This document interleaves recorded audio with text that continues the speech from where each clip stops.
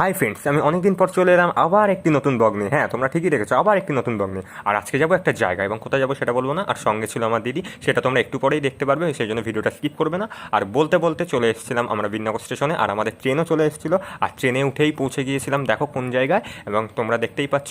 আর এই যে চাকদা, আর চাকদার কোথায় একান্ত আপন, হ্যাঁ একান্ত আপন। আর এই একান্ত আপনে ঢুকে আমরা বিরিয়ানিটা অর্ডার করে দিয়েছিলাম, কিন্তু বিরিয়ানির দাম ছিল মাউন্ট এভারেস্টের থেকে উচ্চতর। যাই হোক, দিদি বলেছিল খাওয়াবে, তাই জন্য অর্ডার করে নিয়েছিলাম। আর এই যে মটনটা চলে গেল দেখুন, 500 গ্রাম হান্ডি বিরিয়ানি কোথায়? একান্ত আপন চাকদাতে দেখুন। এই কাকুর বলতে বলতেই আমাদের বিরিয়ানিটাও রেডি হয়ে গিয়েছিল। আর আমিও চারিদিকের ডেকোরেটিংটা দেখাচ্ছিলাম, সত্যি খুব অপূর্ব ছিল। এবং আমাদের এই যে বিরিয়ানিটা রেডি হয়ে গিয়েছিল, আমিও কোনো দিকে না তাকিয়ে খেতে শুরু করে দিয়েছিলাম। আর বিরিয়ানি বলে কথা, আমি কোনো দিকেই মন দিচ্ছিলাম না, কারণ আমার বিরিয়ানির দিকেই মন ছিল। হ্যাঁ ঠিকই, বিরিয়ানির দিকেই মন ছিল। যাই হোক, বিরিয়ানিটা সত্যি খুব ভালো ছিল, এবং জাস্ট সব কিছুই সফট ছিল। আর আমরা মটন বিরিয়ানি অর্ডার দিয়েছিলাম, এবং মটনটাও খুব সফট ছিল। এবং যাই হোক, ভালোই ছিল, কোনো অসুবিধা নেই। আর আজকে ভিডিও এইটুকুই, আমাকেও খেতে হবে। যাই হোক, আমিও খাচ্ছি। এবং তোমরা ভালো থেকো, আবার নেক্সট ভিডিও দেখা হচ্ছে। আর এই যে বিরিয়ানির মটনটাও খুব সফট ছিল।